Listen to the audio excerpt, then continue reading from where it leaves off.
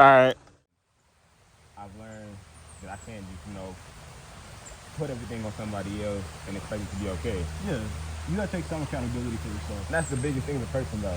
But like for anybody in general, just speaking in general, when you learn to take accountability for what you did and stop putting it on other people every single time something happens, I don't care what it is, just in general, right? You will go far in life. Yeah. Because then you're understanding what you're doing. Yeah. And you're learning from it. You're taking the step, but I think that also comes with maturity. Because I was thinking about this the other day. It is so crazy when you genuinely feel yourself mature. Mm-hmm. Like when you experience a situation that 3 years ago you handled this way, but you're looking at it this way now. Mm-hmm. I remember there was times like even with my mom. Let's just use my mom. There was times my mom would get on to me about something, and I would get mad. I'm like, bro, what are you talking about? Like I didn't do this. And now I'm looking at it, like now I'll be able to say, Mom, I did not do this. The reason why you're thinking this is this. That I did not do this. I understand why you're feeling this way, and I understand why that made you. I understand why you react the way that you reacted. But this is what I did. And it's like it's one of the things my dad told me when it comes to blame. My dad said, always start with you, and then tell them what they did. Because you go straight to you did this, why did you do? They're gonna feel attacked, and then their ears turned off. Out of here. Yeah. But when you say, look, I know I did this, and I know I could have did this differently, and I know this made you feel a certain way, but you gotta understand what you did too. Like, I'm not the only one. What you did too, it affected me this way. But even with that maturity, that comes with understanding. There's taking accountability, and there's also understanding. Whether that's you, friendship, relationship. If you don't, if one person doesn't take time to understand the other, it's never going to work. Because that's a big thing. People always feel attacked instead of trying to understand where they're coming from. And when you feel attacked, you're not listening. And then the problem goes into something different. This person feels invalidated. This person feels attacked. This person's apologizing to this person for feeling attacked. This person not apologizing to this person for invalidating their feelings. And you build that resentment, you live with that shit until it just boils over and you get numb and you're like, all right, why are you not talking no more? Why did you get... I don't know. I think a lot of that, the invalidation comes from men, because I don't think men we're taught to really articulate our feelings and express ourselves. And so we don't really know how to explain what we're feeling. And even if we know how to explain what we're feeling, it's a vulnerable side to us, and we're like, I don't know if we're comfortable, or I don't know if we're at the place yet where I can open that side to you. Do you want this realness? Like, do you want me to be honest? That's another. Girls will ask, why don't you open up? If I open up to you and check you on your shit, you're gonna feel attacked. And then you're gonna start overthinking about, oh, he doesn't like me, he doesn't do this. But even not open, like not even like on some negative stuff. Not even negative, bro. I mean, do you want even when I'm positive though? Do you want realness from me when I'm being positive with you? Do you want me to tell you how I'm really feeling and not just sugarcoat everything? And that's the thing. And are you at the place within yourself to accept what I'm going to say? Because everything I'm going to say is not to break you down, but to build you up for the future. And if you're not ready for that, we cannot be together. Because I'm not going to sugarcoat, I'm not going to keep my mouth shut anymore. And that's another thing I learned as I grew up, because in relationships, even these talking stages, bro, we'll get to that in a second. But even the talk stage after in a relationship, there's certain things you gotta cut out early on before they grow into other things. Like if they don't tell you this, why did you not tell me this? What were you thinking? Because if you let some little shit slide at the beginning, turn the big shit at the end. And that's what, but that just goes with the communication. Everybody says communication is key. Do you really understand what communication is? Do you really understand? That's just like everybody saying motivation is this and this and this. But everybody don't know the discipline is the discipline over motivation. Yeah. You can have motivation. Motivation is, I don't feel like doing this. I feel like doing this. Discipline, I'm gonna do it regardless. That's just the same as like happiness and peace. But this is my personal opinion. I don't want to be happy. I want to be at peace, because happiness is an emotion. Emotions fluctuate. I can be happy. I can be happy. I can be sad. I can be okay. I can, what I'm saying. But if I'm at peace, I'm here. I'm always here. And so, let's say communication is key, but do you really understand what communication is? Do you have the maturity to listen, to understand, not listen to hear? You're just listening to hear. We're not gonna go into it. You learn that early on in these damn talking stages. And talk stages be the worst. Yeah, they really do. Honestly, I can't even get in them. I know. Cause like, you go through relationships. It's like you go through that one relationship and then you see life differently. You see relationships differently. And I think you know more about what you don't want versus what you do want. When you see that one thing you don't want, I know. Then you like cut it off and everything like that. it taints it.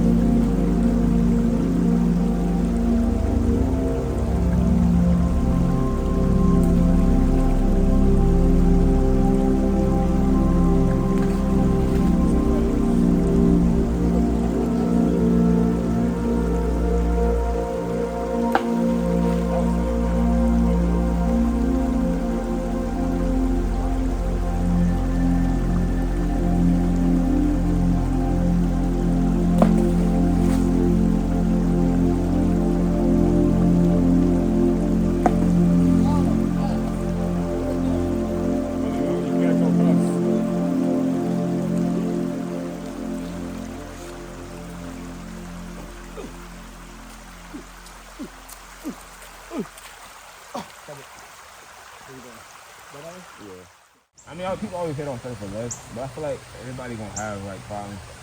Like no matter what you do, I feel like there's a person that is really good for you. I wouldn't say perfect, because the person is really good for you. Oh yeah. They're gonna have their flaws. They're going to, of course. We humans. We gonna have flaws. So it's like at the same time, either depending on how strong that flaw that they have is, you know, that decides whether or not you like, you know, take it to limits. Oh yeah. But I feel like you shouldn't cut it off every single time you see that kind of thing. Especially if you know what you're getting yourself into. It's like if you know, it's like if you're seeing a used car and you know this seat is broken or this is broken or this isn't, are you willing to still get the car and build it back up, or do you want a different car that doesn't have that same type of brokenness? Okay, bro, I'm not gonna lie. I'm not gonna lie. That came straight off the head. That was fire. Oh, wait a minute. Yo, that was. Oh shit. That was okay. But like real shit, bro. Real shit. Like, do you want to stick with this car? Shut up, sir. Do you want to stick with this car that has a few messed up seat and something's wrong with the engine and repair it and build it up? Or do you want a different car that has less of that and has everything more that you want that's easy? Some people like the challenge. Me personally, when I talk to Trick, I like the challenge. I'll fix it. I need to fix the whole mentality. You have flaws, oh yeah, we're gonna fix it. I got it. But it's okay to say, I don't want the broken seat. I want a seat that's more solid. But if you do get that newer, like you said, you get that newer car though, eventually it's gonna come in. It'll have problems. So it's like, are you gonna deal with those problems? Or are you gonna get, you know? It might need a little oil change, you know what I'm saying? But are you going to do it? And it's like, I don't understand. Like, I think a lot of us, when we see somebody and get some, maybe first few weeks, months, you already start to see flaws, okay? And to an extent, some flaws you can be like, if it's not for you, I don't want it. If there's some flaws, I think you can work with it, okay? If they're poor with communication, then you can work up to it. You can try to work up to it. But it's like, another thing that pisses me off is if I check you, I'm expecting to see some type of effort or change. I'm not saying a full U-turn in a day, but I want to see effort. If you fuck up against it, I'm sorry. I understand when I did that. I'm trying. I respect that. But if I tell you something and you don't try to change it, I'm gonna get out of it. Cause it's like it's like you're talking to a fucking wall. Like, you know what it is, but you're not changing. So that just lets me know the respect you have for me, which is very minimal. Like, the person I want to be with, though, I want them to have ambitions. Right. I want them to be able to do their own stuff, you know, have like whatever, you know, they want to do. But at the same time, I also want them, you know, to like kind of, you know, hang out with me and do stuff that I like to do. Right. Cause I'll do it with you, whatever you want to do. Right. So it's like, not a lot of people are like that, though. The person who I'm end up with next is going to be somebody I'm with for a long time. Oh, yeah. There's no breaking up. No, it's like, I think the person I want to be with, I just think, it's cliche as I want him to be my peace, bro. There has been a war in my head for damn near 22 years. But when I'm in your presence, or when I'm in your presence, bro, I want you to be my peace. I want you to respect me. I want you to make me feel like it. Cause I've been in a relationship where I couldn't tell if you liked me this or not. It was a one-sided, like, I'd always hype you up, but like, you ain't never come and show me nothing. And then I want you to have your own goal. I want to be able to support your own. I want to be able to do this, I'm doing that. And I'm not going to do no wishy-washy, this and that. No, like, bro, if we locked in, we locked in. I don't even feel like going to school no more, because it's like, I'm not trying to go to school, and I'm not going to enjoy my job. I don't want to be, I hate feeling stuck. Yeah. Like, stuck in, like, a classroom for the school year, whatever that may be. So it's like, I want to be able to freelance and do my own thing. I still want to work with kids, though, but at my own thing. You know who Destroying is? Yeah. I bet you want to do what he do. That's also part of it too. That shit's crazy. I remember when he came up here. But even that, it's like it takes a chance too. Like, that's a real big chance, especially if it doesn't pan out. But some risk are worth taking. That's why I feel like, especially when I have a chance to with my mom. Like, I'm not taking as many risks as I probably should be. But like, I'm trying to, you know, I'm trying to start creating more videos. I'm trying to be consistent. I saw where my gaming channel went. My gaming channel is up there. I started gaming though because it's not something I've always wanted to do. It's something I had to do in the meantime because I didn't really go out much. Yeah, I feel you gotta be a different type of nigga to do those gaming. Feel like you sit at your screen for hours on end, streaming or recording videos daily. Mind you, I feel like that takes a lot of hats off to you for that. That's a lot. Filming, editing. They play games, so you'll be on the hour or you play on the game for 3-4 hours just to make a 30-minute video. So people that do that, hats off to them. But I think that's a very select few that can do that and maintain it before something else. Yeah. I think many people, you know, they'll do gaming, then they just, you know, go to outside stuff, and then or they switch it, do outside stuff, and then go to gaming, everything like that. But I mean, I feel like it's just something like, especially nowadays, it's needed. Like, you know, I don't want to be saying no death for the rest of my life. No disrespect to anybody else. You do what you do, bro. But it's like, I don't want to be doing that. Especially with site director. Like, site director would have came to me just to make money. But it's like, yeah, I can make money doing anything. Money comes and goes. But it's like, if I could put more time into my craft. And especially now, like, you know, see where it goes. Like this year, I've been trying to do that like this summer, and then even when the school year come back, I'm gonna keep trying to, you know, put more effort to my craft. I think I'll be outside a lot though. And it's like that chase too. You're always chasing to get better. You're always chasing to have a new video idea and upload it, and just new ideas all the time. Dude. I think there's a lot of opportunity for everything. And then, although a lot of people are doing it, you can always find your way because money's there. The money's gonna be there. And if you stay patient enough to keep building up and keep being consistent, you'll get there. And even if you don't, bro, you'll find something that you love. Or hell, you could incorporate what you love even more with the videos and everything. It's just you gotta find what you're good at and find what you're really into and keep doing it. You could do it, kids do this, do that. I mean, whatever works in your vision, and nobody can tell you this is wrong or this is can't do. They can advise you, but they can't tell you this is not what you want to do. This is not what this should do. This is not. So I respect it. Like I said, I say shoot for the stars, aim for the moon. I ain't never gonna be a nigga that's gonna say, yeah, you're not gonna do it. I'll be like, how you gonna get to them steps? But even still, not everybody gonna know how they gonna get to those steps. I honestly don't. You know, sometimes some people, like my uncle has always said, my uncle's a big school person. Like, you gotta go to school, this and that. So it's like, the things that I'm doing, like I upload videos now, I feel like I'm more consistent. I'm more consistent than I was last year. I'm so much more consistent. Like, I'm really focused on targeting videography. That's why I'm trying to get out the house. Like even when I got the house, I like going new places because it's cool to see new places. Like I've been in the house for the past 20 years. Right. I ain't been nowhere. Right. I barely even know what downtown Austin look like. Oh God. So it's like, I've been seeing people talk about it all the time. I only been there once or twice. So it's like 6th Street. I've been recording my stuff, go to everywhere. Some people like my stuff. I have one person on my YouTube. He watches every single video. Don't know who that man is. I don't know him in person. None of that kind of stuff. But he been my dog for 2 years. He started watching my gaming when I used to be gaming. He found me playing Apex. And then I told him I was switching to what's it called to IRL content. He was like, I got you in that too. So it's like when you have that person, and then however many more that are just like that, that's when you really start, doing your thing. That's when you're like, okay, I can really... Because it's like, yeah, and... I feel like when it comes to like traveling, I'm like, bro, when I think about it, I ain't really... Like you said, downtown Austin, I've been to downtown Austin. Like really downtown Austin, 2 or 3 times, maybe. And I literally went down South Congress. All that, float in the lake, all those restaurants downtown Austin, all that shit, I've never done. Hell, bro, them scooters, never rode one of them. But people make them shits look like they're so fucking fun. Riding up and down the fucking city with them damn scooters.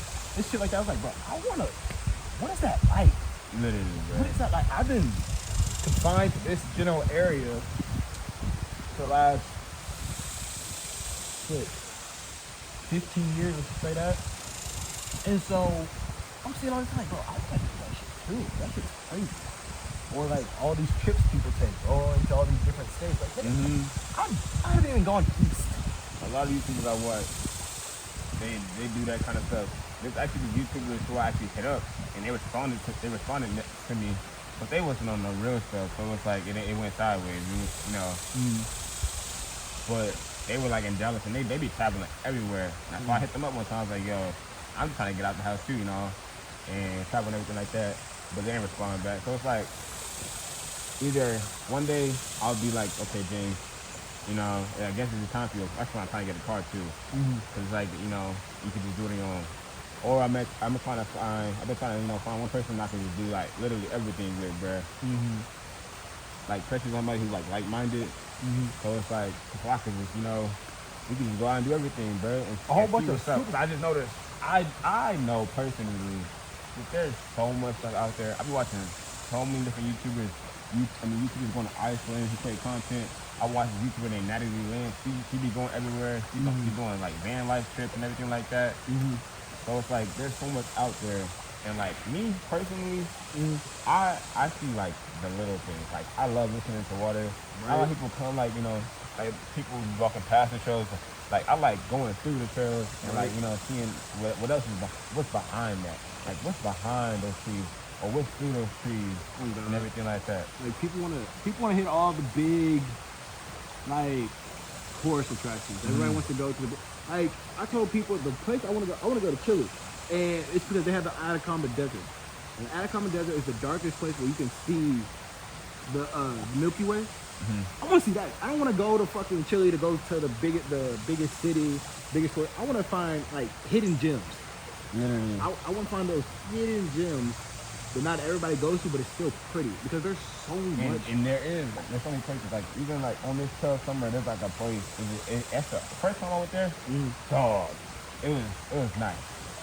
And there's literally some people they be going, you know, you can go to Dallas, and I guarantee you could find at least 20 places. You know, some people only go to like the main, like you said, the main sources or whatever. Man. But I know that like in Dallas, I'm pretty sure that they got a whole bunch of other places, a whole bunch of trails and everything that you can see. I was born in Dallas, and I ain't even experienced all of it. I didn't go down like really downtown Dallas till I was a teenager. Like I went one time with my family to go to a barbecue joint, and then I went another time with my friend, and we went to Deep Ellum. I had never been there. I had never experienced it. I had never did none of that. I was like, bro, this shit is crazy. Cause I like the city. I love the city. But at the same time, I like the hidden gems. And it's like areas, culture, people, cars. I mean, you see that and you're like, bro, there's so much to this fucking world than just where I am.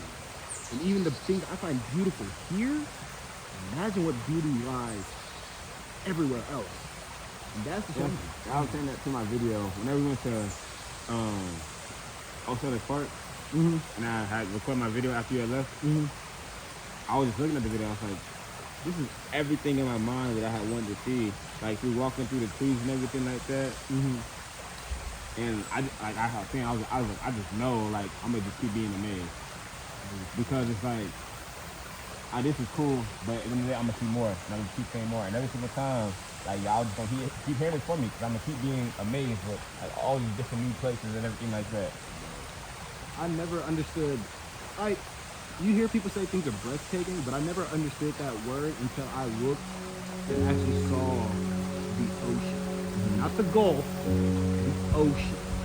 And I was like, God, wow. Just, like, that's all you can say is just, wow. There's so much more to see. And I hate people that don't like to travel or don't want to do this. Like, bro, you are never going to see the same thing ever. Especially, like, when you go out in nature and look around, you are never going to see the same thing. Go out and work, go out and breathe fresh air. Cliche as it is, go breathe fresh air.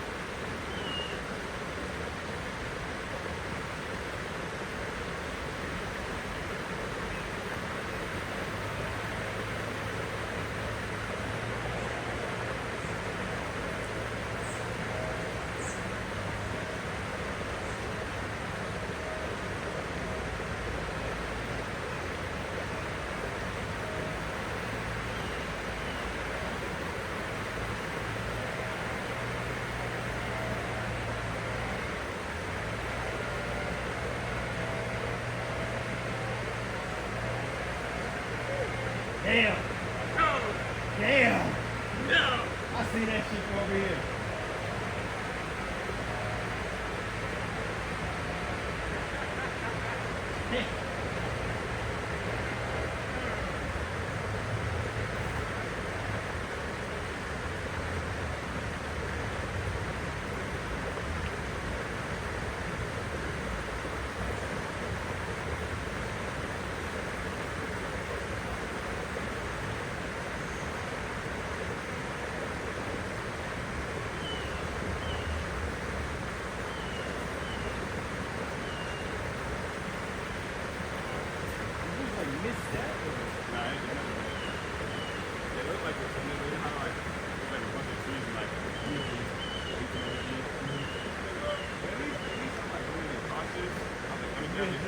Let me grab this tree first before I go in there, just in case.